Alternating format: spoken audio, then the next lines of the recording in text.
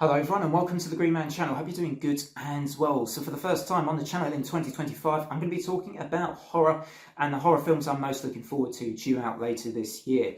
Now I've got a couple of honourable mentions to talk about first, but then I'll be talking about my top 5 most anticipated horror movies coming out this year. And I have to say a lot of these are returns to franchises, well-known horror franchises. But I have to admit, sometimes just good horror franchises or horror franchises that I personally enjoy just get me excited. I just get excited if there's a sequel coming out in a particular franchise. Whether or not it's going to end up being good or bad is another matter, but sometimes franchises, they just get me excited and get me stoked, particularly a couple of franchises that have got films due out this year in 2025.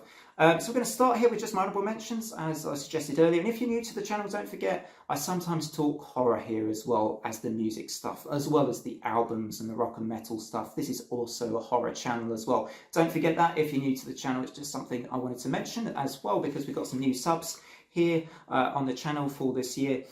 So let's crack on with this video. And first of all, my honourable mentions. And the first honourable mention is 28 Years Later.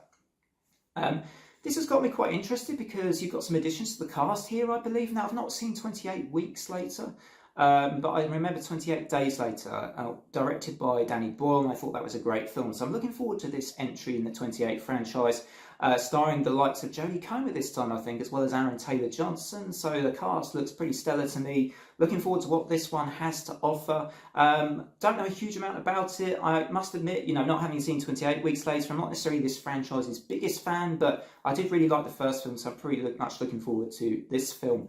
Due out on the 20th of June 2025. That's the UK release date, though I believe, not sure when else it is being released around the globe.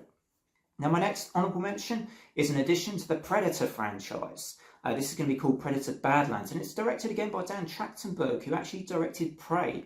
That has got me excited because Prey was really, really good. I thought it was a really good, slightly more original addition to that franchise, which the franchise probably needed to breathe some new life into it. So I'm not sure what Badlands is going to bring much to things, except I think it's going to star Elle Fanning. I think that's been confirmed, actually. Elle Fanning, one of the Fanning sisters. I think she's good in what I've seen her in. So looking forward to seeing her in the new Predator film.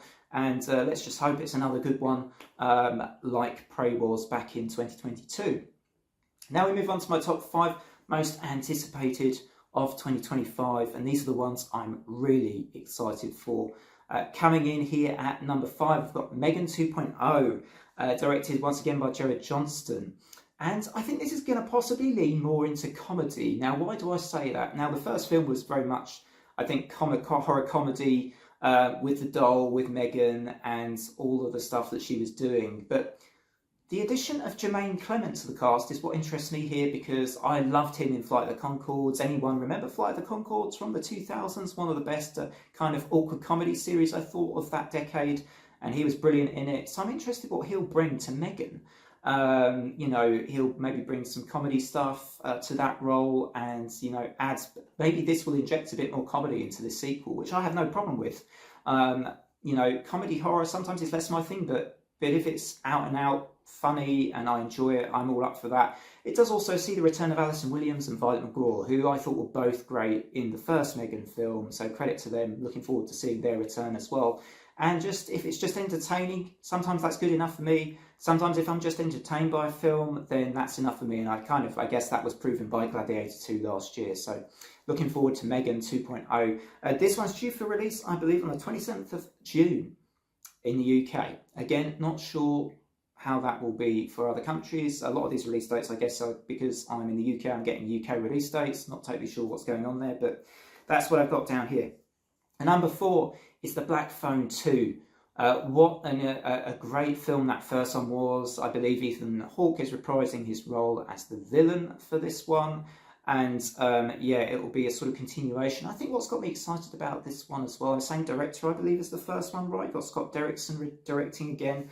But Joe Hill apparently, as the author, I think, had pitched a great idea for this sequel. Now, when writers, I think, pitch great ideas, or authors, I think that might be a good sign. This could be something to look forward to. Now, I don't know how it's going to turn out, but I really liked the first film, so I'm excited for what The Black Phone 2 might have to offer us for 2025. Now, coming up next at number 3, I've got Companion. The only, I think, perhaps one-off film on this list that's not connected to another film or a franchise. Now, why am I excited about a film like this? It's just a hunch, partly. I've just got a hunch this one's going to be good. Maybe it's because it stars Sophie Thatcher, who's impressed me in everything I've seen her in, whether it's The Boogeyman from 2023 or last year's Heretic. She is proving to be an excellent actress in everything that I see her in, and she seems to be back here. Now, this isn't strictly, I think, called a horror film. It's more of a thriller, but I'm sure it's going to be somewhat horror adjacent for what I've seen in the trailer. And yeah, this one's got me pretty excited. It's got Jack Quaid in as well, so yeah, I'm sure he could bring something to the table to Companion.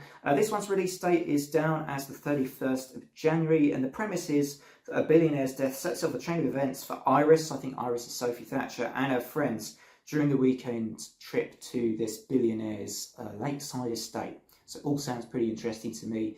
I am totally hyped for Companion. Also, that one is the closest due out on the 31st of January, so I really can't wait for that one, because a lot of these other films are coming out quite a lot later in the year, so I've got to wait quite a lot of time for them. But that one is the end of the month, and I just got a hunch about that one. That could be good. Sophie Thatcher. And actually, I believe it's also got the producers of Barbarian involved in this, or the creators of Barbarian, so that could also be a reason this one is one for you to watch if you like Barbarian as well. Now, next up at number 2, one of my all-time favourite franchises. You know, this is one of those franchises I grew up with. I grew up with the hype around this franchise. I can't help but be excited about Final Destination 6 Bloodlines. Whether or not it turns out to be a complete dud or a stinker, I don't care. It's Final Destination, and it's back this year with a new entry. That is all I need to know somewhat, because I enjoy Final Destination. I love the concept, you know, the way things unfold. You know, fate is very much the killer for a lot of people in this franchise. You know, if you're an unsuspecting poor person, usually natural events or unwanted events occur, and, you know, people are killed off in a sort of unique way. It's like a slasher film without a slasher villain as such directly involved in the kills, which has always made it kind of unique to me. I'm quite looking forward to whatever setup they offer. I believe this is due to take place in a tower block, perhaps, or in towers, where first respondents are key to helping out and that kind of thing. I mean, it sounds fairly interesting. Whatever they do with it, I hope they do a good job with it. It's not any directors or even any actors, I think, that I've heard of in the cast for this film. But as I say, it's Final Destination. Sometimes just the franchise itself is the selling point for a film. And in 2025, that's the case quite a lot.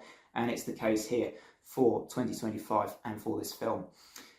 Last but by certainly no means least, many of you that watch The Green Man have known I've covered Saw content in the past. Saw is the kind of franchise you either love or you hate. And I am probably these days on the former side, largely thanks to Saw X, which rekindled my love of Saw and really brought me back to my love of Tobin Bell as John Kramer. What made me love those kind of first 2 or 3 films of the Saw franchise was kind of brought back to life for me with Saw X, and the excitement, not just around the traps and gun, you know, it makes me sound like a sick person, I know, but around, you know, the way things are set up and the things that Jigsaw does and the way he interacts with others, and you know, the sort of the intrigue of it all is back, and wondering what's going to happen next in that franchise is back.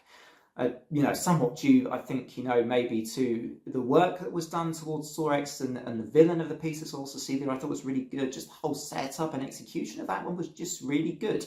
So Saw 11, if I didn't already say at the beginning of all that, Saw 11 is my most anticipated horror film of 2025 for those reasons. A return to the Saw franchise is what I'm excited about. Now, that one's got a release date here of the 26th of September in the US. Not sure if that's going to be the same date that it's released in the UK as well. But like I say, you know, very excited for more Saw. I've seen a couple of, I think they're fake, but sort of rumours and online and information, which is, I think, quite probably fake, about Jenna Ortega being involved in this, but I'm suspecting that's fake, so don't certainly quote me on any of that. It's probably wrong, but it was sort of like I saw that and I was like, what?